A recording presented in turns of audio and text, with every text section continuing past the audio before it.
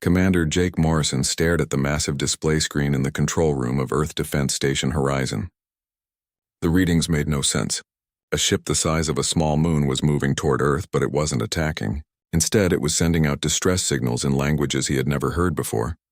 "Lisa, what do you make of this?" Jake called to Dr. Lisa Chen, who was working frantically at her computer station. Lisa was Earth's best expert on alien life, and if anyone could figure out what was happening, it would be her. Lisa looked up from her screen, her face pale with shock. "Commander, this is unlike anything we've ever seen. The ship is broadcasting distress calls in 17 different alien languages. Each message says the same thing. They are refugees seeking sanctuary." Jake felt his stomach tighten. Earth had only recently made contact with a few alien civilizations, and the relationships were still fragile. The idea of thousands of aliens from different worlds coming to Earth at once was terrifying and exciting at the same time. "How many beings are we talking about?" Jake asked, though he wasn't sure he wanted to know the answer. "The ship's manifest shows over 2,000 individuals from dozens of different species," Lisa replied, her voice barely above a whisper. "Commander, they're not just refugees. According to their messages, each one was cast out by their own people." Captain Ben Rodriguez entered the control room, still adjusting his uniform after being called from his quarters. Ben was Jake's most trusted officer, a man who had seen combat against hostile aliens and survived. If Jake was going to send someone to make first contact with this mysterious ship, Ben was the obvious choice. "What's the situation?" Ben asked, looking at the massive ship on the screen. Jake quickly explained what they had learned. Ben listened carefully, nodding as he took in the information. When Jake finished, Ben was quiet for a long moment. "So these aliens were thrown out by their own kind and now they want us to take them in?" Ben said finally. "That's either the best opportunity for peaceful contact we've ever had, or the biggest trap." "There's only one way to find out," Jake said. "Ben, I want you to take a team over there. Be careful, but remember, if they really are refugees, they need our help." Ben nodded and left to prepare his team. Jake turned back to the display screen, watching the alien ship drift slowly through space. He had made thousands of decisions as a commander, but none had ever felt as important as this one. 2 hours later, Ben's shuttle approached the alien vessel. Up close, the ship was even more impressive. It was clearly built by combining technology from many different civilizations. Parts of it looked like crystal, other sections appeared to be grown rather than built, and some areas seemed to shift and change as they watched. "This is Captain Rodriguez requesting permission to come aboard." Ben broadcast on all frequencies. The response came immediately in clear English. "Permission granted, Captain Rodriguez. Docking Bay 7 is open for your arrival. We have been waiting for someone like you for a very long time." Ben felt a chill at those words, but he guided his shuttle into the indicated docking bay. The bay was filled with a breathable atmosphere, and his instruments showed it was safe for humans. Ben and his team of 6 officers stepped out of their shuttle and got their first look at the aliens who might become Earth's newest residents. The first being they met was unlike anything in Earth's databases. It stood about 7 feet tall with blue-scaled skin that shimmered in the light. It had 4 arms and large, intelligent eyes that seemed filled with both hope and sadness. "I am Zixith of the Krathari," the being said in perfect English. "I speak for the refugees aboard this vessel. We are grateful that you agreed to meet with us." "I'm Captain Rodriguez," Ben replied. "Can you tell me why you're here?" Zixith's expression grew even sadder. "We are the unwanted ones, Captain. Each being on this ship was cast out by their own people for being different. In my case, my blue scales marked me as defective. The Krathari believe only those with silver scales are worthy of citizenship." As they walked deeper into the ship, Ben met more of the refugees. There was Veltar, an insect-like creature who explained that he had developed individual thoughts in a society where everyone was supposed to share the same mind. There was Corin, a being made of living crystal whose songs were considered too strange for her harmony-loving people. Each story was heartbreaking. Beings cast out for physical differences, for thinking differently, for being born wrong according to their society's standards. Ben realized he was looking at thousands of individuals who had never been accepted by their own kind. "How long have you been traveling?" Ben asked Zixith as they continued the tour. 3 cycles in your measurement system, about 7 years, Zixith replied. "We have been to 47 different star systems. seeking a place where we might be accepted. Every world has turned us away. They do not want the broken ones, the different ones, the mistakes. Ben noticed that many of the refugees looked sick. The ship itself was clearly failing. Lights flickered, strange sounds came from the walls, and the air had a stale quality that suggested the life support systems were struggling. "Your ship is in bad condition," Ben observed. "Yes," Zixith said sadly. "We have used all our resources keeping it running. Many of our people are sick or injured. We estimate we have perhaps 1 month before complete system failure. If we cannot find sanctuary soon, we will all perish in the cold of space." Ben felt his heart break for these beings. They had already suffered rejection from their own people, and now they were dying slowly in a failing ship, still searching for someone who would accept them. When Ben returned to his shuttle, his mind was made up. He opened a communication channel to Commander Morrison. "Jake, you need to see this for yourself. These beings aren't a threat. They're the victims of their own society's prejudices. They're dying out here and they need our help." Back on the station, Jake listened to Ben's full report. Dr. Lisa Chen had been analyzing the refugees' medical data and confirmed that many were suffering from malnutrition and untreated injuries. The ship's systems were indeed failing, and without help, everyone aboard would be dead within a month. Jake stared out at the stars, knowing that his next decision would change everything. Earth's resources were limited, and taking in over 2,000 alien refugees would strain every colony humanity had established. The political implications were staggering. Other alien civilizations might see this as interference in their internal affairs. But then Jake thought about what humanity stood for. Earth had always been a place where the oppressed could find freedom, where those who were different could find acceptance. How could they turn their backs on beings who needed help simply because they were aliens? Jake activated the communication system to broadcast his message to the refugee ship. "This is Commander Morrison of Earth Defense Station Horizon. On behalf of humanity and Earth, I want to welcome you to our system. Earth opens its doors to all who seek refuge. We will help you repair your ship, tend to your sick, and find you new homes among our colonies. You are no longer alone." The response from the refugee ship was immediate. A sound like singing that came from hundreds of different voices in dozens of languages.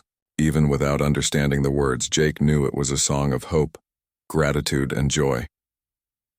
Dr. Chen looked up from her station with tears in her eyes. "Commander, they're saying thank you in every language they know. They're saying they finally found a home."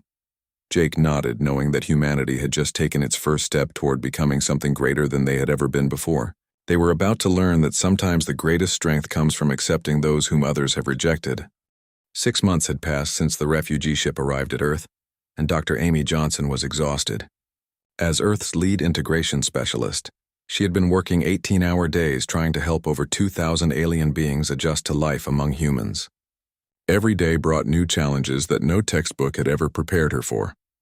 Amy stood in the main plaza of New Geneva Colony, watching a group of tall, pale aliens called Velnari try to understand why human children were playing war games with toy soldiers. The Velnari had been cast out from their home world for refusing to participate in their species' mandatory military service. They believed all violence was wrong, and seeing human children pretend to fight confused and upset them greatly. "Dr. Johnson, we need your help again," called Tony Martinez, one of the human social workers who had volunteered to help with the refugee program. Tony was walking with a short, stocky alien covered in thick gray fur. This was one of the Borvac refugees, beings who had been exiled because they were not strong enough to meet their society's physical requirements. "What's the problem now, Tony?" Amy asked, though she could already guess. The integration process was full of misunderstandings between species, who had evolved on different worlds with completely different cultures. Grok here is upset because the human construction workers keep trying to help him lift heavy materials, Tony explained. In Borvac culture, accepting help with physical tasks is considered a deep insult. But the humans are just trying to be friendly. Amy sighed and approached the Borvac refugee. Grok was barely 5 feet tall but built like a living tank, with muscles that could probably bend steel bars. Among his own people, he had been considered weak and worthless. Among humans, he was incredibly strong, but he didn't understand that humans were just trying to be kind when they offered to help. "Grok, the humans don't mean to insult you," Amy explained gently. "In human culture, Helping others with difficult tasks is how we show friendship and respect. They help because they think you're valuable, not because they think you're weak. Grok's large eyes widened with understanding. The humans help because they like Grok? He asked in his broken English. Exactly, Amy smiled. They want to work with you because you're good at building things. You're not weak here, Grok.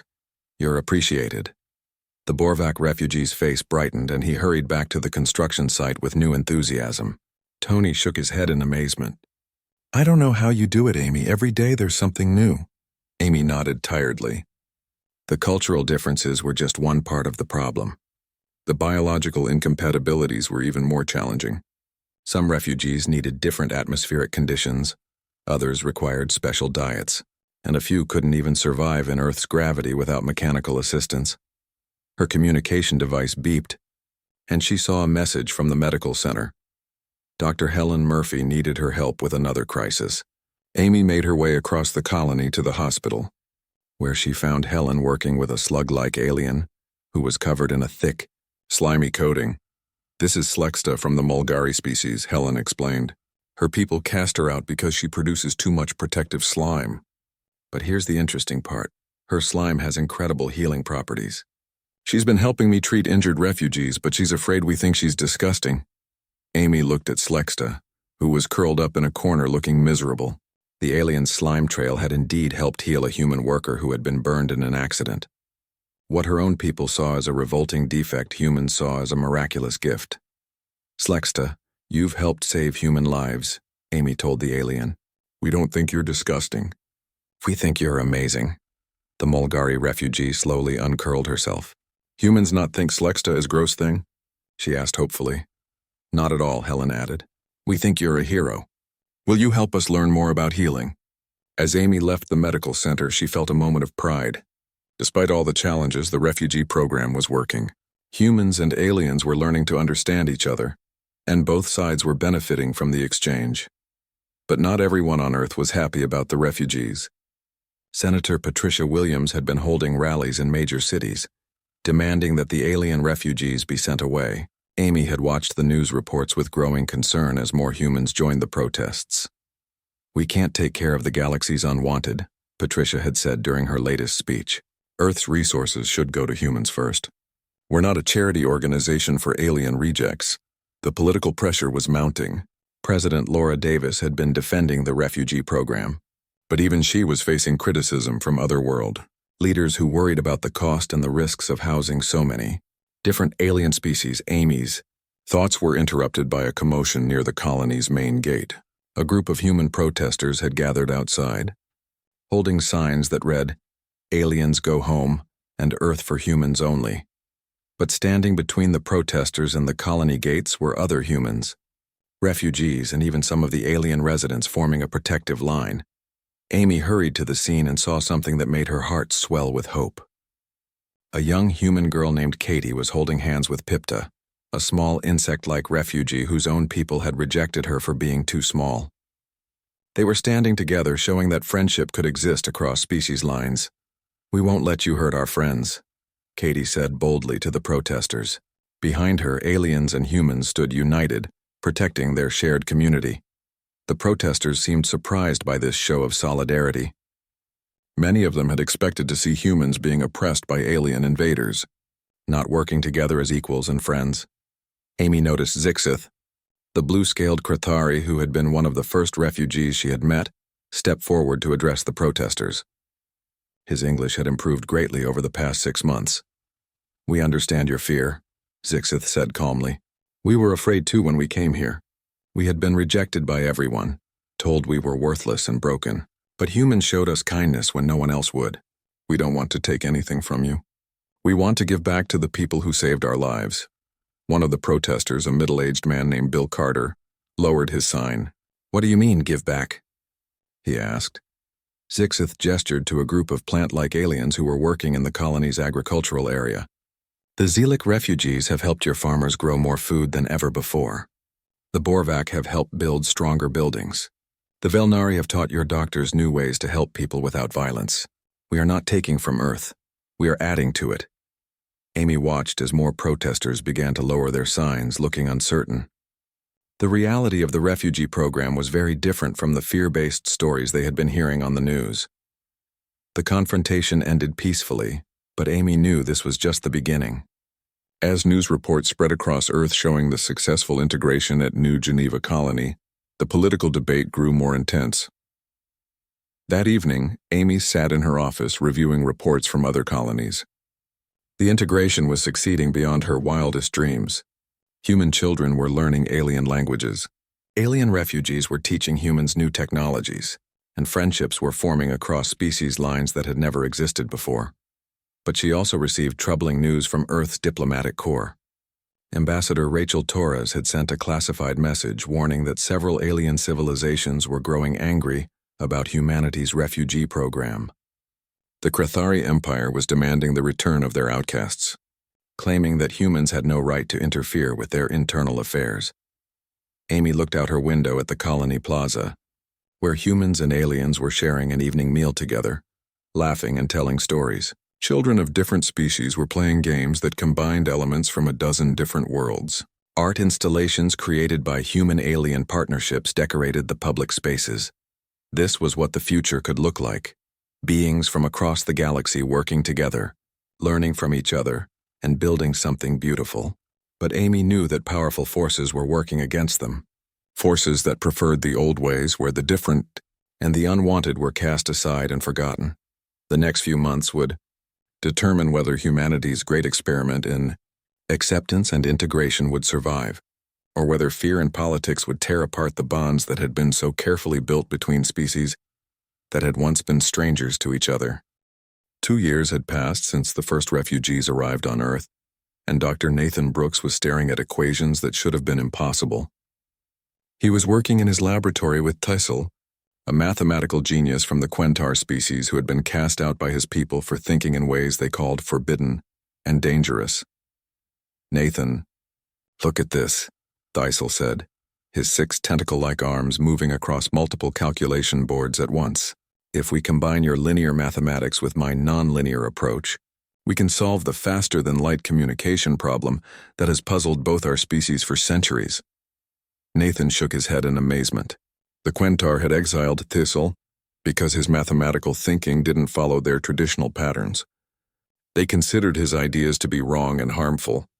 But working together, Nathan and Tyssel had made breakthrough discoveries that neither could have achieved alone.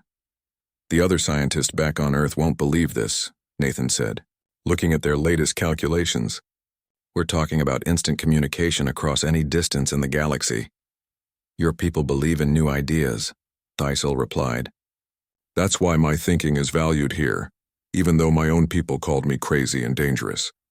Their work was just one example of the amazing progress happening across all human colonies.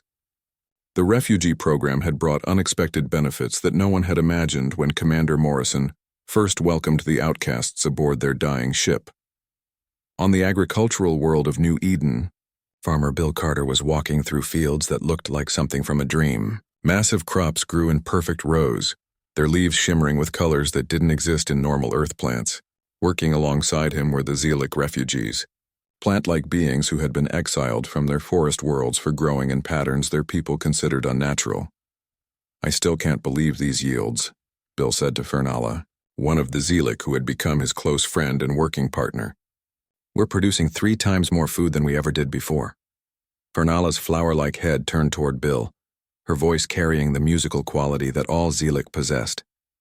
"Bill, friend, your soil was hungry for the nutrients we provide. Your plants were lonely without proper companion growing. We fix both problems together." The Zealec refugees could photosynthesize like plants, but they were also intelligent beings who understood agriculture in ways no human had ever imagined. What their own people saw as unnatural growth patterns, humans recognized as revolutionary farming techniques. Dead worlds that had been considered impossible to terraform were now blooming with life. In the medical centers, Dr. Helen Murphy was saving lives that would have been lost just 2 years earlier. Her partner in this work was Krexion, a healer from the Zephyri species who had been cast out for refusing to let patients die when his culture's traditions demanded it. "The regeneration therapy is working perfectly," Helen told Krexion as they watched their latest patient's broken bones heal at an impossible rate. Your people's healing abilities combined with our medical technology is creating miracles. Crexion's crystalline skin glowed softly as he worked, channeling healing energy into their human patient. Helen friend, my people believe some injuries are meant to be permanent, that some deaths are required by fate. They cast me out for fighting against such beliefs. Here I can heal without being told to stop. The Zephyri healing abilities had revolutionized human medicine. Diseases that had killed humans for centuries could now be cured. Injuries that would have left people disabled for life could be healed completely. The refugee who had been rejected for caring too much about saving lives had become one of humanity's greatest medical assets. The cultural contributions were equally remarkable. In the art districts of Luna City, Maya Johnson was working on a sculpture that seemed to change and flow like liquid metal. Her partner was Suthara, a Melvani artist whose abstract work had been considered blasphemous by her rigid society. Your three-dimensional thinking combined with my energy-shaping abilities creates art that neither of our species could imagine alone, Suthara said, her metallic hands molding the sculpture with impossible precision. Maya watched in wonder as Suthara shaped metal and light into forms that seemed to tell stories without words. The Melvani people had rejected Suthara's work as too strange and disturbing. Human art lovers called it the most beautiful thing they had ever seen. The joint human-alien art exhibitions had become the most popular cultural events in human space. Each piece was a collaboration that combined techniques and ideas from different worlds, creating entirely new forms of beauty that inspired people from dozens of species. But not every integration story was simple. Detective Carlos Smith was dealing with a different kind of challenge in the security division of New Geneva Colony. He was working with Throckle, one of the Gorth refugees who looked like a massive bear, but had been cast out by his people for being too gentle in a warrior society. The humans are still afraid of me, Throckle said sadly. His huge form slumped in defeat. They see my size and think I'm dangerous even though I've never hurt anyone. Carlos nodded, understanding. The Gorth refugees were 8 feet tall and covered in thick fur, with claws and teeth that looked terrifying to humans. But they had been exiled specifically because they refused to fight, even when their warrior culture demanded it. It takes time for people to understand, Carlos told his friend. You've helped solve more crimes through gentle questioning than any of my other officers solved through aggressive tactics. People are starting to see who you really are. Throckle had an amazing ability to make people feel safe enough to tell the truth. Criminals who wouldn't talk to human police officers opened up to the gentle giant who listened without judgment. Crime rates had dropped significantly in areas where Gorth refugees worked as peacekeepers. As the months passed, more refugee ships arrived. Word had spread across the galaxy that Earth welcomed the unwanted and the different. Each new group brought their own challenges, but also their own gifts and abilities that enriched human civilization. The Quexani refugees were master engineers who had been exiled for building machines their people considered too complex. Working with human technicians, they created manufacturing systems that produced goods with perfect efficiency and zero waste. The Blintar refugees were musicians who had been cast out for composing songs their people found disturbing. Human audiences loved their haunting melodies, and human Blintar musical collaborations became the soundtrack of a new era of cooperation between species. The Nethori refugees were mathematicians who thought in patterns their people couldn't understand. Working with human scientists, they solved engineering problems that had blocked the construction of better spaceships and more efficient energy systems. Each refugee ship that arrived brought beings who had been told they were worthless by their own kind. Each time, humans found ways to appreciate and utilize abilities that other species had rejected.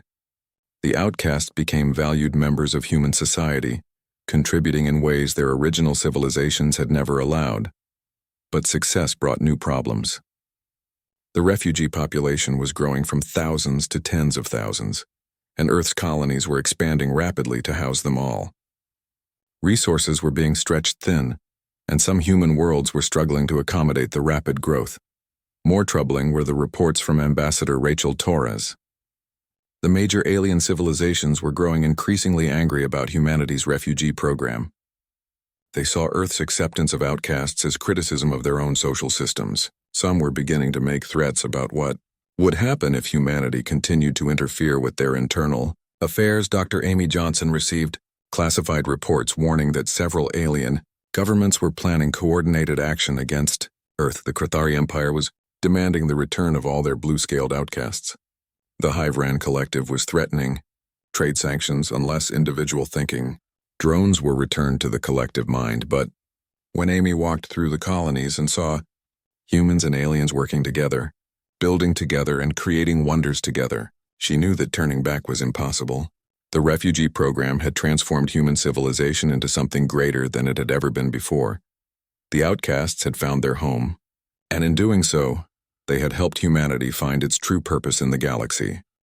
Ambassador Rachel Torres stood before the Galactic Council, facing the most hostile audience she had ever encountered. Representatives from 47 alien civilizations stared at her with expressions ranging from anger to disgust. The magnificent crystal chamber that housed the council had always been intimidating, but today it felt like a courtroom where humanity was on trial. The human species has violated every principle of galactic order, declared Supreme Chancellor Vexthon of the Krithari Empire, his silver scales gleaming under the chamber's lights. By harboring our defective citizens, Earth has encouraged rebellion and disorder throughout the galaxy. Rachel kept her voice steady despite the fear gnawing at her stomach. Honored representatives, humanity has simply offered sanctuary to beings who sought refuge. We have not forced anyone to leave their homes or encouraged any rebellions. Your actions speak louder than your words, human, hissed Commander Zalek of the Hivran Collective. Our drones who developed individual thinking were supposed to be eliminated for the good of the collective mind. Instead, they fled to your world, spreading the disease of independent thought. The accusations came from every direction. The Velnari supremacy claimed that humanity was harboring their pacifist outcasts and encouraging anti-military sentiment. The Gorth War clans demanded the return of their gentle-natured exiles who refused to embrace their warrior culture. Species after species stood to condemn Earth's refugee program as an attack on their traditional ways of life. Rachel had known this day would come.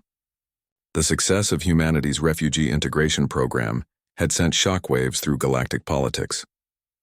When outcasts from dozens of worlds found acceptance and prosperity on human colonies, it raised uncomfortable questions about the societies that had rejected them in the first place.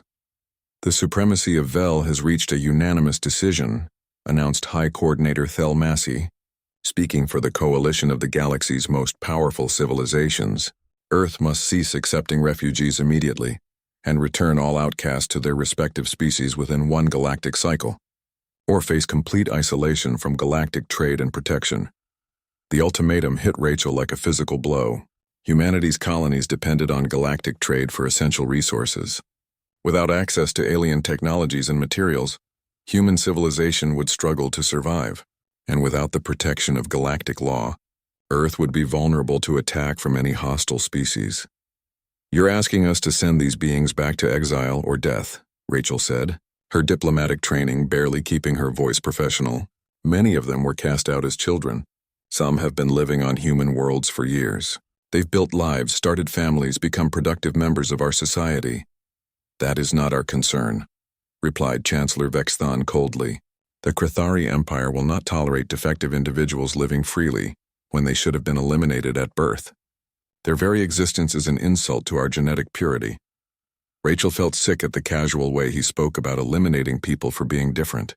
This was exactly why the refugees had fled their homeworlds in the first place. They were escaping societies that saw them as mistakes to be corrected or removed.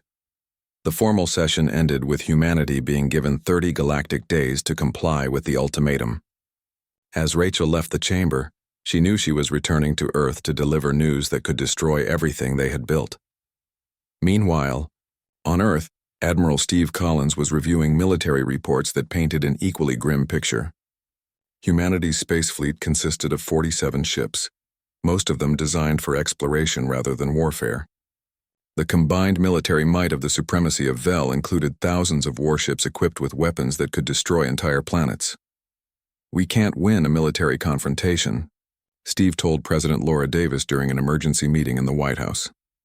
If they decide to enforce their ultimatum by force, we don't have the firepower to stop them.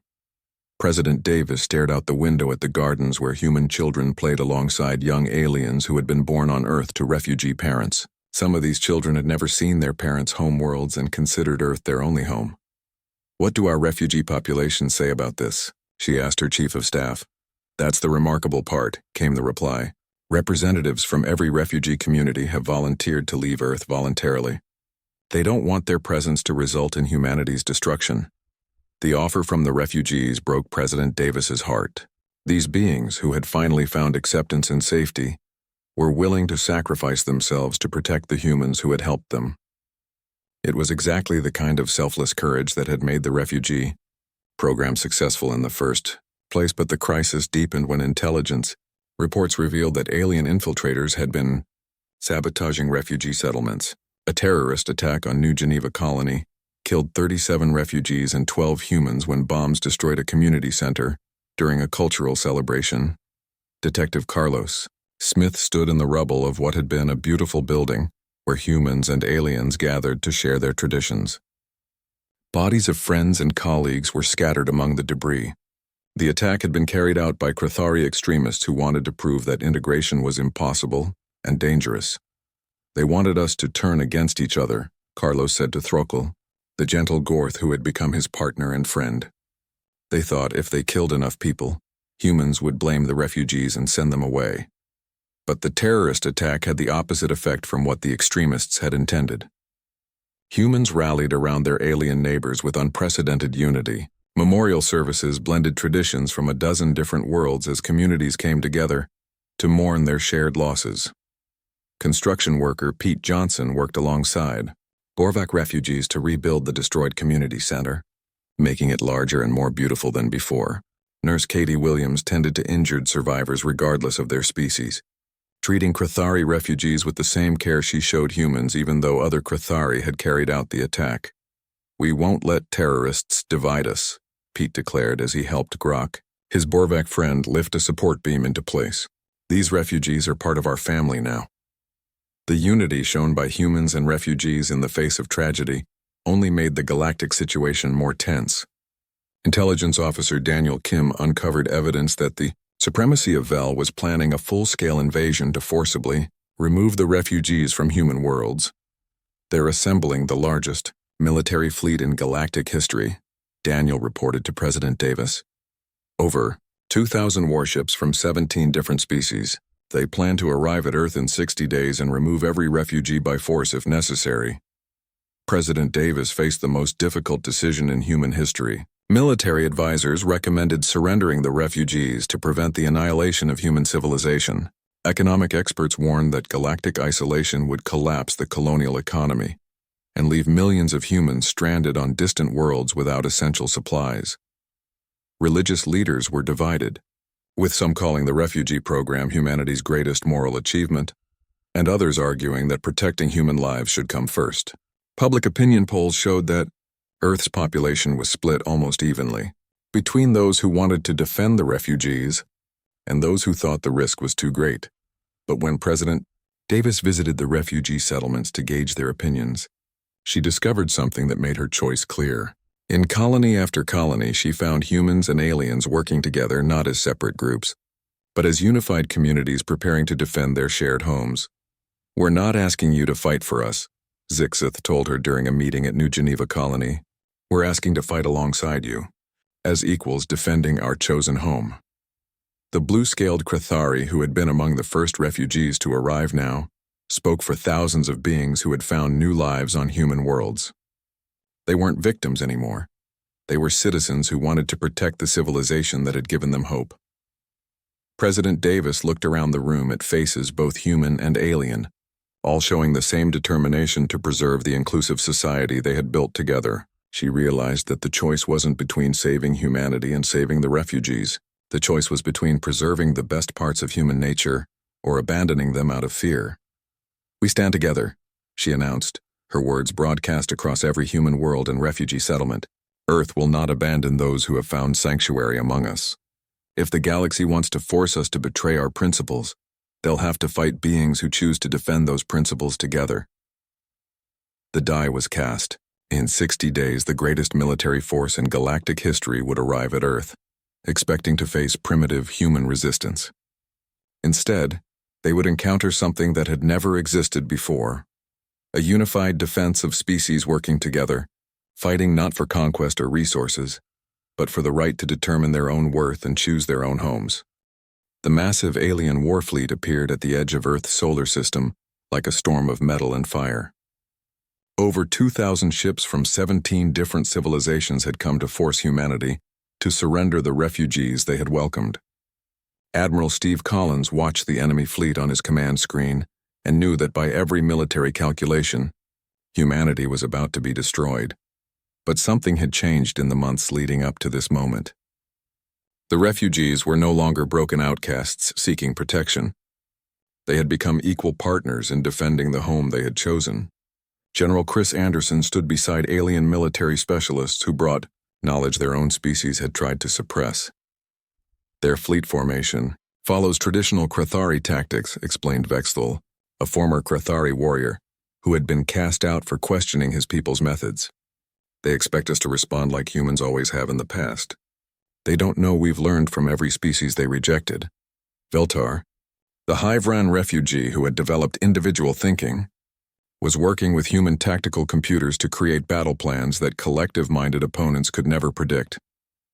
The Hivran ships will coordinate through their shared consciousness, he told the human commanders. But that makes them vulnerable to strategies that require independent thinking from each ship. Dr. Elizabeth Turner led a team of human scientists and refugee engineers who had spent months preparing for this moment. Working with outcasts from 17 different species, they had created defensive technologies that combined knowledge from across the galaxy. The harmonic shields are ready, reported Corin, the crystalline Silnith whose discordant songs had been rejected by her harmony-loving people. My sound frequencies will disrupt their targeting systems in ways they've never encountered. In the underwater cities of Europa, the aquatic Akaluthi refugees had built manufacturing facilities hidden beneath the ice. Their ability to work in environments humans couldn't survive had allowed them to produce weapons and ships without detection by enemy scouts. Captain Michelle Roberts commanded the defense of Mars colony from a ship crewed by beings from a dozen different worlds. Her first officer was Corthan, a former outcast who had been rejected by his people for thinking too creatively. Together, they prepared to execute maneuvers that enemy commanders trained in single-species tactics would find impossible to counter. The first battle began when the alien fleet reached Jupiter's orbit. The enemy commanders expected to face desperate human resistance supported by primitive refugee auxiliaries. Instead, they encountered something that had never existed in galactic history, a perfectly coordinated defense force of different species working as one unified. Military Krathari warships found their traditional battle formations countered by former Krathari outcasts who knew every weakness in their tactics. Hivran collective mind vessels discovered that individual thinking former drones could predict and disrupt their coordinated attacks. Species after species found themselves outmaneuvered by the very beings they had cast aside as defective. The refugee-human alliance wasn't trying to conquer or destroy their enemies. They were proving something far more powerful, that cooperation between different types of beings created capabilities that pure species forces could never match. Enemy fleet is breaking formation, reported Lieutenant Karen White from her station aboard the command ship. They can't adapt to our mixed species tactics. Admiral Collins watched the battle unfold with amazement. Ships crewed by humans and aliens executed complex maneuvers that required perfect trust and communication between species. Enemy vessels that had dominated space battles for centuries were being outfought by smaller forces that moved with impossible coordination. But the real turning point came when refugee communications specialists began broadcasting the battle footage across the galaxy. Kessera, the curious Akaluthi who had been exiled for wanting to learn about other worlds, had developed a way to transmit the images to every inhabited planet simultaneously. Billions of beings on thousands of worlds watched as the outcasts they had discarded fought with unprecedented skill and unity. Citizens of the Krathari Empire saw their blue-scaled rejects working seamlessly alongside humans and aliens from dozens of other species. Members of the Hivran Collective witnessed individual thinking drones making tactical decisions that collective minds couldn't comprehend. The propaganda effect was more powerful than any weapon. Across the galaxy, Populations began questioning the social systems that had created the refugee crisis in the first place. If the defective and unwanted could achieve such remarkable things working together, what did that say about the societies that had thrown them away? On Krathari Prime, blue-scaled citizens who had lived in hiding began to speak openly about their rights. In Hyvron space, drones started developing individual thoughts and refusing to surrender their minds to the collective. Throughout the galaxy, beings who had been told they were worthless began demanding the chance to prove their value. The military battle lasted only 3 days, but the political revolution it triggered would reshape galactic civilization. One by one, species within the attacking fleet began withdrawing their ships as rebellions broke out on their homeworlds. Crews who had come to force refugees back to exile found themselves questioning why those refugees had fled in the first place. Commander Zalek of the Hyvron collective found his own crew, developing individual thoughts as they watched the battle. "Why do we fight to drag beings back to lives they chose to leave?" asked one of his formerly collective-minded officers. Perhaps they were not defective. Perhaps we were wrong. Supreme Chancellor Vexathon of the Krathari Empire received reports that blue-scaled Krathari throughout his territory were forming organized resistance groups. The live footage of blue-scaled refugees fighting brilliantly alongside humans had shattered the myth that they were genetically inferior.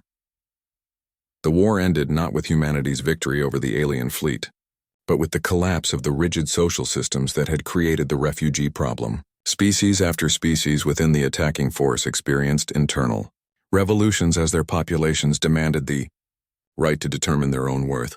Ambassador Rachel Torres found herself negotiating not surrender terms, but mutual recognition treaties with dozens of worlds seeking to establish their own refugee acceptance programs. The model humanity had created was spreading across the galaxy as other civilizations realized that diversity created strength rather than weakness. 10 years after the war ended, Earth served as the capital of the Refuge Alliance, a growing coalition of over 300 worlds that welcomed beings regardless of their origin or differences. The former outcasts had become leaders in the new galactic order, serving as ambassadors who carried the message of acceptance to every corner of known space. Admiral Morrison, now promoted from his original position as commander, oversaw a space fleet crewed by hundreds of species working in harmony. The alien refugees who had once arrived in a dying ship now commanded vessels of their own, exploring new worlds and carrying the promise of sanctuary to others who had been cast aside. Dr. Amy Johnson's integration protocols had become the standard model for refugee assistance throughout the Alliance. Her techniques for helping different species understand and work with each other were taught on every member world, creating a generation of beings who saw diversity as a source of strength. The galaxy had learned that cooperation between different types of beings could achieve things that pure species civilizations never could. Art, science, technology, and philosophy all advanced at unprecedented rates as minds from different worlds shared their unique perspectives and abilities. In New Geneva Colony, now a thriving metropolis, a monument stood in the central plaza bearing the names of all who had died, defending the right of beings to choose their own homes and determine their own worth. Children of dozens of species played together in its shadow, speaking languages that blended words from across the galaxy. The inscription on the monument, written in over 100 different languages, captured the spirit that had transformed galactic civilization. Here stands proof that a being's value comes not from the circumstances of their birth, but from the choices they make and the lives they touch. In diversity we found strength. In acceptance we found greatness. Here all are welcome. Here all belong. The refugees who had once been the unwanted outcasts of their species had found something more valuable than just new homes. They had discovered that they were not broken or defective. They were simply different, and that difference was exactly what the galaxy needed to become something greater than it had ever been before.